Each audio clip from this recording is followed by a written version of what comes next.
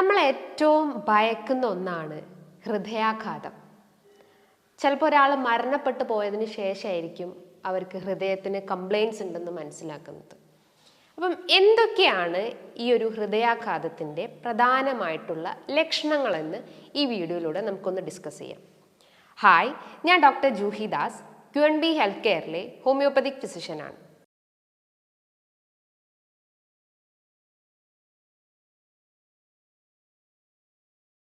ഒരു കണക്ക് നോക്കുകയാണെങ്കിൽ ഇന്ത്യയിൽ ഒരു 40 വയസ്സ് കഴിഞ്ഞിട്ടുള്ള ആളുകളെയാണ് ഏറ്റവും കൂടുതൽ ഹൃദയാഘാതമായിട്ട് മരണപ്പെടുന്നത്. പക്ഷെ മറ്റു രാജ്യങ്ങളിൽ നോക്കുകയാണെങ്കിൽ ഒരു 70 വയസ്സ് കഴിഞ്ഞിട്ടുള്ള ആളുകൾക്കാണ് ഹൃദയാഘാതം വരുന്നത്. അതിൻ്റെ കാരണം എന്താണ്? നമ്മുടെ ഇംപ്രോപ്പർ ആയിട്ടുള്ള ലൈഫ് സ്റ്റൈലാണ്. അതായത് ഈ ഒരു ജനറേഷൻ നോക്കുകയാണെങ്കിൽ നമ്മൾ കൂടുതലായിട്ടും നമ്മുടെ ഭക്ഷണത്തിന് ഇമ്പോർട്ടൻസ് കൊടുക്കുന്നു. നമ്മുടെ മധുരം, അതേപോലെ തന്നെ കൊഴുപ്പേറിയ ഭക്ഷണങ്ങൾ, അധികം സ്പൈസ് ആയിട്ടുള്ള ഭക്ഷണങ്ങൾ, ഓവറായിട്ടുള്ള ഓയിൽസ് ചേർത്തിട്ടുള്ള ഭക്ഷണങ്ങൾ, അതും ഒരു പ്രോപ്പർ ടൈമിംഗ് ഇല്ലാതെ ചിലപ്പം രാത്രി ഒരു 10 മണിക്ക് ശേഷമൊക്കെ ആയിരിക്കും കഴിക്കുന്നുണ്ടാവുക. രാവിലെ കൃത്യമായിട്ട് ബ്രേക്ക്ഫാസ്റ്റ് മെയിൻറ്റെയിൻ ചെയ്യുന്നില്ല. ഇപ്പം ബ്രേക്ക് ടൈം നോക്കുകയാണെങ്കിൽ, അല്ലെങ്കിൽ ആ ഒരു ലഞ്ചിൻ്റെ ടൈം നോക്കുകയാണെങ്കിലും കൃത്യമായിട്ട് നമ്മൾ ഫുഡ് കഴിക്കുന്നില്ല. ഒരു വേവി മോഷൻസ്, അല്ലെങ്കിൽ ഒരു ഇംപ്രോപ്പർ ആയിട്ടുള്ള ഒരു ലൈഫ് സ്റ്റൈൽ, അല്ലെങ്കിൽ ഇംപ്രോപ്പർ ആയിട്ടുള്ള ഒരു ഡയറ്റാണ് ഇതിൻ്റെ ഒരു പ്രധാന കാരണം.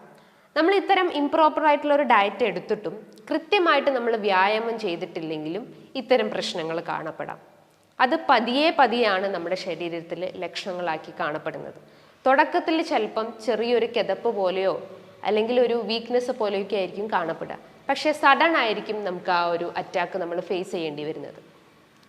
പ്രധാനമായിട്ടും ഒരു ഹൃദയാഘാതത്തിൻ്റെ ലക്ഷണങ്ങൾ എന്ന് പറയുമ്പം ചെസ്റ്റിൻ്റെ ഭാഗത്തായിട്ട്, നമ്മുടെ നെഞ്ചിൻ്റെ ഭാഗത്തായിട്ട്, എസ്പെഷ്യലി ലെഫ്റ്റ് സൈഡിലായിട്ട് ഒരു ഭാരം കെട്ടിവെച്ചൊരു ഫീലിംഗ് ഉണ്ടാവുന്നു. ഒരു ഹെവിനെസ് ഫീലിംഗ് അനുഭവപ്പെടുന്നു. അത് ചിലപ്പം ആ ഒരു ഹെവിനെസ്സും അതോടൊപ്പം തന്നെ ഒരു വേദന അനുഭവപ്പെടാറുണ്ട്. ഒരു ഡൾ ഏക്കിംഗ് വേദന അനുഭവപ്പെടാറുണ്ട്. ആ വേദന നമ്മുടെ ശരീരം മൂവ്മെൻറ്റ്സ് കൊടുക്കുമ്പോൾ, അല്ലെങ്കിൽ നമ്മളൊന്ന് നടക്കുമ്പോഴൊക്കെ വർദ്ധിക്കാറുണ്ട്. പക്ഷെ നമ്മളൊന്ന് ഇരുന്ന് കഴിഞ്ഞാലോ ജസ്റ്റ് ഒന്ന് റിലാക്സ് ചെയ്ത് കഴിഞ്ഞാലോ റെസ്റ്റ് എടുത്തു കഴിഞ്ഞാൽ ആ വേദന കുറയാറുണ്ട്. ചില ആളുകൾ ആ വേദന കൈകളിലേക്ക് ഇറങ്ങി വരാറുണ്ട്. ചില കേസസിൽ എസ്പെഷ്യലി ലെഫ്റ്റ് സൈഡിലേക്ക് റേഡിയേറ്റ് ചെയ്യാറുണ്ട്. ആൻജൈന എന്ന് പറയുന്നു. അതേപോലെ തന്നെ ഹൃദയമിടിപ്പ് അല്ലെങ്കിൽ പാൽപിറ്റേഷൻ കൂടി വരുന്നു. ജസ്റ്റ് ഒരു 2 സ്റ്റെപ്പ് നടക്കുമ്പോൾ, നമ്മൾ യൂഷ്വലി നടക്കുന്നതിനേക്കാളും കൂടുതൽ എക്സസൈസ് ആയിട്ടൊന്ന് നടന്നു കഴിഞ്ഞാൽ നമുക്കൊരു ഹൃദയമിടിപ്പ് വരുന്നു. അത് ത്രൂ ഔട്ട് ആ ഒരു ഡേ തന്നെ നമ്മൾക്ക് എക്സ്പീരിയൻസ് ചെയ്യുന്നു. അതേപോലെ തന്നെ സ്വെറ്റി, ശരീരം നന്നായിട്ട് വേർക്കുന്നു. ചിലപ്പം ഒരു കാരണമില്ലാതെ ആയിരിക്കാം. അതൊക്കെയാണ് ഇതിൻ്റെ മെയിൻ, അതായത് പ്രധാനമായിട്ടുള്ള ഒരു ലക്ഷണങ്ങൾ എന്ന് പറയുന്നത്.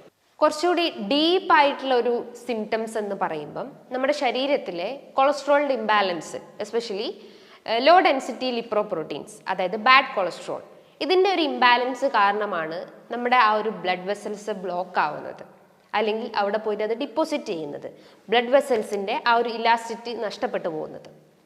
അപ്പോൾ അതിൻ്റെ ഒരു മെയിൻ എക്സ്റ്റേണൽ സൈൻ എന്ന് പറയുന്നത്, അല്ലെങ്കിൽ പുറത്ത് നമുക്ക് കാണപ്പെടുന്ന ഒരു ലക്ഷണം എന്ന് പറയുന്നത്, പ്രായമായിട്ടുള്ള ആളുകളിലാണ് ഏറ്റവും കൂടുതൽ കാണപ്പെടുന്നത്. ഒരു 40-50 വയസ്സ് കഴിഞ്ഞിട്ടുള്ള സ്ത്രീകളിലും പുരുഷന്മാരിലാണ് ഏറ്റവും അധികം കാണപ്പെടുന്നത്.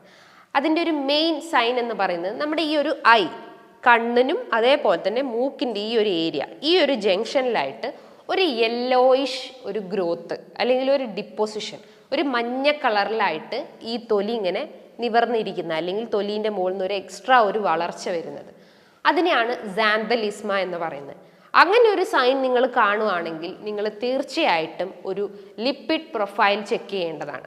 അതിൻ്റെ അകത്ത് LDL കൊളസ്ട്രോൾ മെയിനായിട്ട് നോക്കുക, HDL കൊളസ്ട്രോൾ കുറഞ്ഞിട്ടുണ്ടോ നോക്കുക, അതേപോലെ തന്നെ VLDL, ട്രൈഗ്ലിസറൈഡ്, ടോട്ടൽ കൊളസ്ട്രോൾ, ഈ ഒരു 5 കോമ്പണൻസ് അതിൽ കൃത്യമായിട്ടുണ്ടോ, അല്ലെങ്കിൽ എന്തെങ്കിലും വേരിയേഷൻ സംഭവിച്ചിട്ടുണ്ടോ എന്ന് നമുക്ക് ഈ ഒരു സൈനിൽ നിന്ന് മനസ്സിലാക്കാൻ പറ്റുന്നതാണ്.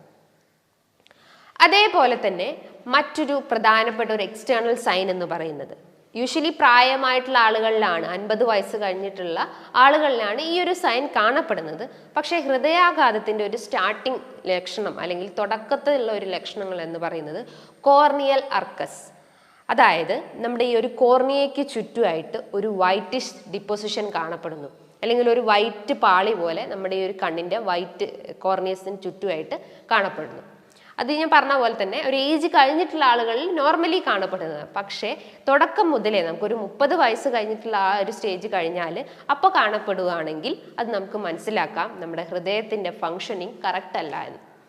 അതേപോലെ തന്നെ മറ്റൊരു പ്രധാനപ്പെട്ട ഒരു ലക്ഷണം എന്ന് പറയുന്നത് നമ്മുടെ മുട്ടും അതേപോലെ തന്നെ ഹീൽ ഉപ്പൂറ്റീൻ്റെ ഭാഗമായിട്ട് ബന്ധിപ്പിക്കുന്ന ഒരു ജോയിൻറ്റ്സ് അല്ലെങ്കിൽ ഒരു ബോൺ ഉണ്ട്, ടിബിയ എന്ന് പറയുന്നു. ആ ഒരു ഫ്രണ്ട് റീജിയണിലുള്ള ആ ഒരു ടിബിയ അല്ലെങ്കിൽ ഷിൻ ഓഫ് ടിബിയ എന്ന് പറയുന്നു, ഷിൻ ബോൺ എന്നാണ് മെഡിക്കലി പറയാറ്. ആ ഒരു ഷിൻ ബോണിന് വേദന അനുഭവപ്പെടുന്നു. നമുക്കൊരു വീഴ്ച സംഭവിച്ചാൽ നമുക്ക് വേദന അനുഭവപ്പെടാം, പക്ഷെ വീഴ്ചയൊന്നും ഇല്ലാതെ നമുക്കൊരു പ്രായം എത്തുന്നതിൻ്റെ മുന്നേ ആയിട്ട് വേദന അനുഭവപ്പെടുന്നുണ്ടെങ്കിൽ നമുക്ക് പറയാം നമ്മുടെ ഹൃദയത്തിൻ്റെ ആ ഒരു ഫങ്ഷനിങ് ഇംപ്രോപ്പർ ആണെന്ന്. അതേപോലെ തന്നെ അതിൻ്റെ മുകളിലുള്ള ആ ഒരു ഹെയർ ലോസ് ആയി പോകുന്നു, അല്ലെങ്കിൽ രോമങ്ങൾ പൊഴിഞ്ഞു പോകുന്ന ഒരു അവസ്ഥ ഉണ്ടാവുന്നു. മറ്റൊരു പ്രധാനപ്പെട്ട ഒരു ലക്ഷണം എന്ന് പറയുന്നത് ആംഗിൾ എഡിമ അല്ലെങ്കിൽ കണങ്കാലിന് ചുറ്റും നീര് വരുന്ന ഒരു അവസ്ഥ ഉണ്ടാവുന്നു. എസ്പെഷ്യലി വൈകുന്നേരങ്ങളിലാണ് ഇത് ഏറ്റവും കൂടുതൽ വർദ്ധിച്ചു വരുന്നത്. ചിലപ്പം കുറേ നേരം ഇരുന്ന് ജോലി ചെയ്തിട്ടാവാം, അല്ലെങ്കിൽ കുറേ നേരം നമ്മൾ നിന്ന് ജോലി ചെയ്തിട്ടാവാം. പക്ഷേ ഒരു പ്രായം എത്തിക്കഴിഞ്ഞാലോ അല്ലെങ്കിൽ ഒരു 50 വയസ്സ് കഴിഞ്ഞിട്ടുള്ള ഒരാളുകളിലൊക്കെ ഈ ഒരു നീര് കണ്ടിന്യൂസ് ആയിട്ട് എക്സിസ്റ്റ് ചെയ്യുന്നുണ്ടെങ്കിൽ നിങ്ങൾ എന്തായാലും ഒരു ECG എടുക്കണം, അതേപോലെ തന്നെ ഒരു എക്കോ എടുക്കേണ്ടതാണ്. അതാണ് ആംഗിൾ എഡിമ എന്ന് പറയുന്നത്. ഈ ഒരു ആംഗിൾ എഡിമ ഈ ഒരു ഹൃദയാഘാതത്തിൻ്റെ പ്രശ്നങ്ങൾ മാത്രം കൊണ്ടല്ല, പല രീതിയിലുള്ള പ്രശ്നങ്ങളാവാം. അതായത് വെരിക്കോസിറ്റീൻ്റെ പ്രശ്നങ്ങളോ, അല്ലെങ്കിൽ നിങ്ങളുടെ കിഡ്നിക്ക് എന്തെങ്കിലും ഡാമേജ് സംഭവിച്ചിട്ടുണ്ടെങ്കിലോ, അല്ലെങ്കിൽ ഏജിങ്ങിൻ്റെ ഭാഗമായിട്ടും കാണപ്പെടാം. എന്തായാലും നിങ്ങളൊരു ECGയും അതേപോലെ തന്നെ എക്കോവും എടുക്കേണ്ടതാണ്. മറ്റൊരു പ്രധാനപ്പെട്ട ഒരു എക്സ്റ്റേണൽ സയൻസ് എന്ന് പറയുന്നത് ഇൻകോണ്ടിനൻസ് ഓഫ് യൂറിൻ. നിങ്ങൾക്ക് യൂറിൻ അല്ലെങ്കിൽ മൂത്രം പിടിച്ചു നിർത്താൻ പറ്റാത്തൊരവസ്ഥ വരുന്നു. ഇത് പുരുഷന്മാരിലാണ് ഏറ്റവും അധികം വർദ്ധിച്ചു വരുന്നത്. ഇതിൻ്റെ ഒരു കാരണം എന്ന് പറയുന്നത് ഞാൻ പറഞ്ഞിട്ടുള്ള ആ ഒരു ഹൃദയാഘാതത്തിൽ അല്ലെങ്കിൽ ഹൃദയത്തിന് എന്തെങ്കിലും ഒരു പ്രശ്നങ്ങൾ സംഭവിച്ചിട്ടുണ്ടാവാം. മറ്റൊരു പ്രധാനപ്പെട്ട ഒരു റീസൺസ് എന്ന് പറയുന്നത് പ്രോസ്ട്രേറ്റ് ഗ്രന്ഥിയിൽ ഉണ്ടാവുന്ന എന്തെങ്കിലും നീർക്കെട്ട്, ബിനൈൻ പ്രോസ്ട്രേറ്റിക് ഹൈപ്പർട്രോഫി പോലത്തെ എന്തെങ്കിലും ഒരു ഇൻഫ്ലമേഷൻ പ്രോസ്ട്രേറ്റ് ഗ്രന്ഥിക്ക് സംഭവിച്ചിട്ടുണ്ടെങ്കിലും ഇത്തരം മൂത്രശങ്കയുടെ പ്രശ്നങ്ങളും അതേപോലെ തന്നെ ഇടയ്ക്കിടയ്ക്ക് മൂത്രം ഒഴിക്കാനുള്ള പ്രശ്നങ്ങളും മൂത്രം കൃത്യമായിട്ട് പോകാൻ പറ്റാത്തൊരവസ്ഥ വരുന്നു. ഒരു മൂത്രം പോകുമ്പോൾ ആയാലും ഒരു വീക്ക് സ്ട്രീം ഓഫ് യൂറിൻ പ്രശ്നങ്ങളൊക്കെ ഉണ്ടെങ്കിൽ നിങ്ങൾക്ക് എന്തായാലും ഒരു അബ്ഡോമിനൽ സ്കാനിങ് എടുത്തു കഴിഞ്ഞാൽ അതിൽ പ്രോസ്ട്രേറ്റ് ഗ്രന്ഥിക്കാണോ അല്ലെങ്കിൽ കിഡ്നി പ്രശ്നങ്ങളാണോ അല്ലെങ്കിൽ യൂറിനറി ബ്ലാഡറിന് എന്തെങ്കിലും പ്രശ്നങ്ങളുണ്ടോ എന്ന് നമുക്ക് മനസ്സിലാക്കാൻ പറ്റുന്നതാണ്.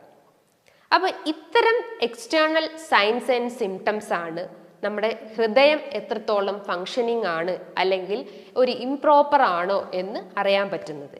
ഇതിനാദ്യം തന്നെ നിങ്ങൾക്ക് ഇത്തരം സിംറ്റംസ് കാണുകയാണെങ്കിൽ നിങ്ങൾ ആദ്യം തന്നെ ഒരു ബ്ലഡ് ടെസ്റ്റ് ചെയ്യുക. അതായത് ഞാൻ പറഞ്ഞിട്ടുള്ളത് ലിപ്പിഡ് പ്രൊഫൈൽ ടെസ്റ്റ്, അതായത് LDL, HDL, triglyceride, total cholesterol, ഇതൊക്കെ ചെക്ക് ചെയ്ത് കഴിഞ്ഞാൽ അതിലെന്തെങ്കിലും വേരിയേഷൻസ് ഉണ്ടോ എന്ന് മനസ്സിലാക്കാൻ പറ്റുന്നതാണ്. നമ്മുടെ ശരീരത്തിൽ എപ്പോഴും HDL കൊളസ്ട്രോൾ കൂട്ടാൻ നിങ്ങൾ ശ്രമിക്കുക. അതായത് നല്ല കൊളസ്ട്രോൾ കൂട്ടാൻ ശ്രമിക്കുക. നല്ല കൊളസ്ട്രോൾ എന്ന് പറയുമ്പം നമുക്ക് ഒരുപാട് ഫങ്ഷൻസ് ആണ് നമ്മുടെ ബോഡിയിൽ ചെയ്യുന്നത്. നമ്മുടെ ബ്രെയിൻ ഹെൽത്ത് ഇമ്പ്രൂവ് ചെയ്യുന്നു, നമ്മുടെ സ്കിന്നിനെ ആ ഒരു ടെക്സ്ചർ മെയിൻറ്റെയിൻ ചെയ്യുന്നു, നമ്മുടെ ദഹനത്തിന് സഹായിക്കുന്നു. അപ്പം നമ്മുടെ ഡയറ്റിലായാലും ഒരു ഗുഡ് കൊളസ്ട്രോളിനെ കൂട്ടാൻ സഹായിക്കുന്ന ഭക്ഷണങ്ങൾ എടുക്കാൻ ശ്രമിക്കുക. അതിൽ മെയിൻ ആയിട്ടുള്ള ഒന്നാണ് omega-3 ഫാറ്റി ആസിഡ്സ്. അപ്പോൾ എന്തൊക്കെയാണ് ഈ omega-3 ഫാറ്റി ആസിഡ്സ് അടങ്ങിയിട്ടുള്ള ഭക്ഷണങ്ങൾ? ചെറിയ മത്സ്യങ്ങൾ, അയല, മത്തി, നെത്തോലി പോലത്തെ ചെറിയ ചെറിയ മത്സ്യങ്ങൾ എടുക്കാൻ ശ്രമിക്കുക. അതേപോലെ തന്നെ നിങ്ങൾക്ക് ഫ്രൂട്ട്സ് എടുക്കാം, വെജിറ്റബിൾസും എടുക്കാം. നട്ട്സ് ഐറ്റംസിലും ഇത്തരം ഗുഡ് കൊളസ്ട്രോൾ അടങ്ങിയിട്ടുണ്ട്. അപ്പം നിങ്ങൾ ഈ ഒരു കൊളസ്ട്രോൾ മെയിൻറ്റെയിൻ ചെയ്യാൻ ശ്രമിക്കുക, അതായത് ഗുഡ് കൊളസ്ട്രോൾ മെയിൻറ്റെയിൻ ചെയ്യാൻ ശ്രമിക്കുക. അതേപോലെ തന്നെ നിങ്ങളൊരു ചെസ്റ്റിൻ്റെ എക്സ്റേ എടുക്കാം. ഇനിയിപ്പോൾ എന്തെങ്കിലും നീർക്കെട്ടിൻ്റെ പ്രശ്നമാണോ എന്നറിയാൻ വേണ്ടിയിട്ട് ചില ആളുകൾ പറയും ഈ ഒരു റിബ്സിൻ്റെ അവിടെയൊക്കെ ആയിട്ട് വേദന അനുഭവപ്പെടാറുണ്ട്, തൊട്ട് നോക്കുമ്പോൾ ഒരു വേദന ഫീൽ ചെയ്യാറുണ്ട്, കോസ്റ്റോകോൺഡ്രൈറ്റിസ് എന്ന് പറയുന്നു. അപ്പോൾ അത്തരം സിംറ്റംസ് നിങ്ങൾക്ക് കാണിക്കുകയാണെങ്കിൽ, ഏർലി സയൻസ് ആയിട്ട് കാണിക്കുകയാണെങ്കിൽ നിങ്ങൾക്കൊരു ചെസ്റ്റിൻ്റെ എക്സ്റേ എടുക്കാം. എന്തെങ്കിലും ക്ഷതമാണോ അല്ലെങ്കിൽ നീർക്കെട്ടാണോ നമുക്കറിയാൻ പറ്റുന്നതാണ്. അതേപോലെ തന്നെ മറ്റൊരു മെയിൻ ടെസ്റ്റ് എന്ന് പറഞ്ഞാൽ നമ്മുടെ ചെസ്റ്റിൻ്റെ അല്ലെങ്കിൽ ഒരു ECG എടുക്കേണ്ടതാണ്. അതിൻ്റെ അകത്ത് P വേവ്സ്, QRS വേവ്സിൻ്റെ ഒക്കെ എന്തെങ്കിലും വേരിയേഷൻസ് ഉണ്ടോ എന്ന് നമുക്ക് അറിയാൻ പറ്റുന്നതാണ്. അതേപോലെ തന്നെ നിങ്ങൾ എക്കോ കുറച്ചുകൂടി അഡ്വാൻസ്ഡ് ആയിട്ടുള്ള സ്റ്റഡിയാണ്. ഇപ്പോൾ ECGയിൽ നിന്ന് നമുക്കൊന്നും മനസ്സിലായിട്ടില്ലെങ്കിൽ കുറച്ചുകൂടി അഡ്വാൻസ്ഡ് ആയിട്ടുള്ള സ്റ്റഡിയാണ് എക്കോ കാർഡിയോഗ്രാം. അത് ചെയ്ത് കഴിഞ്ഞാലും നമുക്ക് എന്തെങ്കിലും വേരിയേഷൻസ് ഉണ്ടോ, നമ്മുടെ ആ ഒരു പാൽപിറ്റേഷൻസിൻ്റെ പ്രശ്നങ്ങളോ അല്ലെങ്കിൽ ഹൃദയത്തിൻ്റെ ആ ഒരു മിടിപ്പിനൊക്കെ എന്തെങ്കിലും പ്രശ്നങ്ങളുണ്ടോ എന്ന് അറിയാൻ പറ്റുന്നതാണ്. അതേപോലെ തന്നെ കൊറോണറി ആൻജിയോഗ്രാം ചെയ്യാവുന്നതാണ്. ഇത് ചെയ്യുമ്പം നമ്മളെ ബ്ലഡ് വെസൽസ് എത്രത്തോളം ഫങ്ഷനിങ് ആണ്, അല്ലെങ്കിൽ നമ്മളെ ഹൃദയത്തിലേക്ക് കൃത്യമായിട്ട് ബ്ലഡ് ഫ്ലോ എത്തുന്നുണ്ടോ എന്നൊക്കെ ഈ ഒരു കൊറോണറി ആൻജിയോഗ്രാം ചെയ്യുന്നതുകൊണ്ടും നമുക്ക് മനസ്സിലാക്കാൻ പറ്റുന്നതാണ്. ഇനി നിങ്ങൾ ലൈഫ് സ്റ്റൈൽ ചേഞ്ചസ് ആണ് മെയിനായിട്ട് ഫോക്കസ് ചെയ്യേണ്ടത്. ഞാൻ പറഞ്ഞു മെയിൻ കോസ് അല്ലെങ്കിൽ നമ്മുടെ ലൈഫ് സ്റ്റൈലിൽ ഉണ്ടാകുന്ന ഒരു ഇംബാലൻസ് കൊണ്ടാണ് ഇത്തരം ഹൃദയാഘാതത്തിൻ്റെ പ്രശ്നങ്ങൾ സ്റ്റാർട്ട് ചെയ്യുന്നത്. അപ്പോൾ എന്ത് ചെയ്യണം? നമ്മൾ കൃത്യമായിട്ട് വ്യായാമങ്ങൾ ചെയ്യുക, അതായത് കാർഡിയാക് എക്സസൈസ് ചെയ്യാൻ ശ്രമിക്കുക. ഡെയിലി ഒരു 15 മിനിറ്റോ അല്ലെങ്കിൽ ഒരു 20 മിനിറ്റോ രാവിലെ എഴുന്നേറ്റാൽ ഉടനെ തന്നെ നടത്തം മെയിൻറ്റെയിൻ ചെയ്യാൻ ശ്രമിക്കുക. അതേപോലെ കൃത്യമായ അളവിൽ ഭക്ഷണങ്ങൾ കഴിക്കാൻ ശ്രമിക്കുക. ഒരു മിതമായ അളവിൽ കാർബ്സിൻ്റെ അളവ് കുറച്ചിട്ട് പ്രോട്ടീനും ഫൈബറിൻ്റെ അളവും കൂട്ടിയിട്ട് ഭക്ഷണം കഴിക്കാൻ ശ്രമിക്കുക. കാർബ്സിൻ്റെ അളവ് നമ്മൾ ഡയറ്റിൽ കുറച്ച് കഴിഞ്ഞാൽ ഒരുപാട് നല്ല രീതിയിലുള്ള ഗുണങ്ങളാണ് നമ്മുടെ ശരീരത്തിൽ ഉണ്ടാവുക. നമ്മുടെ പ്രമേഹം നമുക്ക് കൺട്രോൾ ചെയ്യാൻ പറ്റും, നമ്മളെ പ്രഷർ നമുക്ക് കൺട്രോൾ ചെയ്യാൻ പറ്റും. അതേപോലെ തന്നെ ഫാറ്റി ലിവറിൻ്റെ ഇഷ്യൂസ് ഉണ്ടെങ്കിലോ അല്ലെങ്കിൽ മൈഗ്രെയിൻ്റെ ഇഷ്യൂസ് ഒക്കെ ഉണ്ടെങ്കിലോ നമുക്ക് ഈ ഒരു കാർബ്സിൻ്റെ അളവ് കുറച്ച് കഴിഞ്ഞാൽ നമുക്ക് ഒരുവിധം അസുഖങ്ങൾ നമുക്ക് കൺട്രോൾ ചെയ്യാൻ പറ്റുന്നതാണ്. അതേപോലെ പ്രോട്ടീൻസിൻ്റെ ഇൻടേക്ക് കൂട്ടാൻ ശ്രമിക്കുക. ഒരു എക്സെപ്ഷൻ കേസ് നോക്കുകയാണെങ്കിൽ ക്രിയാറ്റിനിൻ പേഷ്യൻസും അതേപോലെ തന്നെ യൂറിക് ആസിഡ് കൂടിയിട്ടുള്ള പേഷ്യൻസും ഒക്കെ ആണെങ്കിൽ അവർ പ്രോട്ടീൻസിൻ്റെ അളവ് കഴിവതും ഒന്ന് കുറയ്ക്കാൻ ശ്രമിക്കുക. അതേപോലെ വിറ്റമിൻസ് അടങ്ങിയിട്ടുള്ള ഭക്ഷണങ്ങൾ എടുക്കാം. വിറ്റമിൻ സി അടങ്ങിയിട്ടുള്ള ആൻറ്റി ഇൻഫ്ലമേറ്ററി അതേപോലെ തന്നെ ആൻറ്റി ഓക്സിഡൻസ് അടങ്ങിയിട്ടുള്ള ചെറിയ ബെറീസ്, നെല്ലിക്ക, ബ്ലൂബെറി, ഗ്രാൻബെറി പോലത്തെ അല്ലെങ്കിൽ സ്ട്രോബെറി പോലത്തെ ബെറീസ് നിങ്ങളുടെ ഡയറ്റിൽ ഉൾപ്പെടുത്താവുന്നതാണ്. ഇത് നമ്മുടെ ശരീരത്തിലെ ആ ഒരു ബ്ലഡ് വെസൽസ് അല്ലെങ്കിൽ രക്തക്കുഴലിൻ്റെ ഫങ്ഷനിങ് കറക്റ്റാക്കുന്നു, കൃത്യമായിട്ടുള്ള ബ്ലഡ് ഫ്ലോ മെയിൻറ്റെയിൻ ചെയ്യാൻ സഹായിക്കുന്നതാണ്. അതേപോലെ തന്നെ നിങ്ങളുടെ ഡയറ്റിൽ ടൊമാറ്റോ ഉൾപ്പെടുത്തേണ്ടതാണ്. ടൊമാറ്റോൻ്റെ അകത്ത് ലൈക്കോപ്പിൻ എന്ന് പറഞ്ഞിട്ടുള്ള കണ്ടന്റ് ഉണ്ട്. ഇത് ആ ഒരു ശരീരത്തിലെ നീർക്കെട്ടിനെ കുറയ്ക്കാവുന്നതാണ്. ഡെയിലി ഒരു ടൊമാറ്റോ നന്നായിട്ട് ബോയിൽ ചെയ്ത് കഴിക്കാവുന്നതാണ്. ഞാൻ പറഞ്ഞു നമ്മുടെ ശരീരത്തിലെ LDL കൊളസ്ട്രോള് കൂടിക്കഴിഞ്ഞാലാണ് നമ്മളെ ബ്ലഡ് വെസൽസ് ഡാമേജ് ആവുന്നത് അല്ലെങ്കിൽ നമുക്ക് ഹൃദയാഘാതത്തിൻ്റെ പ്രശ്നങ്ങൾ സ്റ്റാർട്ട് ചെയ്യുന്നത് എന്ന് പറഞ്ഞു. അപ്പം നമ്മൾ ശരീരത്തിൽ LDL കൊളസ്ട്രോൾ കുറയ്ക്കുന്ന ഭക്ഷണങ്ങൾ എടുക്കാൻ ശ്രമിക്കുക. അതായത് ഞാൻ തുടക്കത്തിൽ തന്നെ പറഞ്ഞു omega-3 ഫാറ്റി ആസിഡ്സ് അടങ്ങിയിട്ടുള്ള ചെറിയ മത്സ്യങ്ങളും നട്ട്സ് ഐറ്റംസും എടുക്കാൻ ശ്രമിക്കാം. അതേപോലെ തന്നെ നിങ്ങളുടെ ഡയറ്റിൽ ഉള്ളി ഉൾപ്പെടുത്തേണ്ടതാണ്. ഡെയിലി ഒരു 100 ഗ്രാം ഉള്ളി നിങ്ങളുടെ ഡയറ്റിൽ ഉൾപ്പെടുത്താൻ ശ്രമിക്കാം. ഉള്ളീൻ്റെ അകത്ത് സൾഫർ കണ്ടന്റ് ഉണ്ട്, അതായത് ഓർഗാനിക് സൾഫർ കണ്ടന്റ് ഉണ്ട്. ഇത് ശരീരത്തിൽ എന്തെങ്കിലും നീർക്കെട്ടിൻ്റെ പ്രശ്നങ്ങളോ അല്ലെങ്കിൽ എന്തെങ്കിലും ഇൻഫ്ലമേറ്ററി ചേഞ്ചസ് നമ്മുടെ ശരീരത്തിൽ ഉണ്ടെങ്കിൽ അത് കുറയ്ക്കാൻ സഹായിക്കുന്നതാണ്. മറ്റൊരു മെയിൻ ഫ്രൂട്ടാണ് മാതള നാരങ്ങ, അതായത് പൊമോഗ്രാനൈറ്റ് എന്ന് പറയുന്നു. ഇതും നമ്മളെ ഡയറ്റിൽ ഉൾപ്പെടുത്താൻ ശ്രമിക്കുക. ഇത് നമ്മുടെ ശരീരത്തിലെ ആ ഒരു HDL കൊളസ്ട്രോൾ അല്ലെങ്കിൽ ഗുഡ് കൊളസ്ട്രോളിനെ കൂട്ടാൻ സഹായിക്കുന്നതാണ്. ബ്ലഡ് ഫ്ലോ കറക്റ്റ് ആക്കുകയും ബ്ലഡ് വെസൽസ് അല്ലെങ്കിൽ ആ ഒരു രക്തധമനികൾ കൃത്യമായിട്ടുള്ള ആ ഒരു എലാസ്റ്റിസിറ്റി മെയിൻറ്റെയിൻ ചെയ്യാൻ പറ്റുന്നതാണ്. ഈ ഒരു കാര്യങ്ങൾ നിങ്ങൾ കൃത്യമായിട്ട് മെയിൻറ്റെയിൻ ചെയ്ത് കഴിഞ്ഞാൽ ലൈഫിൽ ഒരു ചിട്ടയായിട്ടുള്ള ഒരു പാറ്റേൺ മെയിൻറ്റെയിൻ ചെയ്ത് കഴിഞ്ഞാൽ ഒരുവിധ അസുഖങ്ങളൊക്കെ നമുക്ക് കൺട്രോൾ ചെയ്യാൻ പറ്റുന്നതാണ്. നമ്മൾ ഈ ഒരു ഇംപ്രോപ്പർ ആയിട്ടുള്ള ഒരു പാത്വേ ആണ് നമുക്ക് പല പ്രശ്നങ്ങളും ലീഡ് ചെയ്യുന്നത്. അതേപോലെ നിങ്ങൾ ശ്രദ്ധിക്കേണ്ട ഒരു കാര്യം എന്ന് പറഞ്ഞു കഴിഞ്ഞാൽ നമ്മുടെ ശരീരത്തിൽ എപ്പോഴും നമ്മുടെ ജലാംശം മെയിൻറ്റെയിൻ ചെയ്യാൻ ശ്രമിക്കുക. അതേപോലെ നമ്മുടെ ആ ഒരു ഹാർട്ട് മസിൽസിനും അതേപോലെ സ്കിന്നിനും മസിൽസിനും എല്ലാത്തിനും നമുക്ക് ജലാംശം അത്യാവശ്യമാണ്.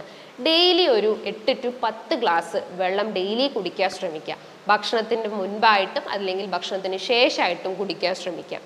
ഉറക്കം എല്ലാത്തിൻ്റെയും ആധാരമാണ്. ഒരു 7 മണിക്കൂർ മുതൽ 8 മണിക്കൂർ കൃത്യമായിട്ട് ഉറക്കം മെയിൻറ്റെയിൻ ചെയ്യാൻ ശ്രമിക്കുക. ഈ പറഞ്ഞിട്ടുള്ള കാര്യങ്ങൾ നിങ്ങൾ കൃത്യമായിട്ട് ഫോളോ ചെയ്ത് കഴിഞ്ഞാൽ നമുക്ക് ഒരുവിധ അസുഖങ്ങളെ നമുക്ക് പ്രിവെൻറ്റ് ചെയ്യാൻ പറ്റുന്നതാണ്. ഇനി ഇതുമായി ബന്ധപ്പെട്ട് എന്തെങ്കിലും ഡൗട്ടുകൾ ഉണ്ടെങ്കിൽ താഴെ കാണുന്ന നമ്പറിൽ കോൺടാക്റ്റ് ചെയ്യാവുന്നതാണ്. നല്ലൊരു ഹെൽത്ത് ടോപ്പിക്കുമായി വീണ്ടും കാണാം. Thank you.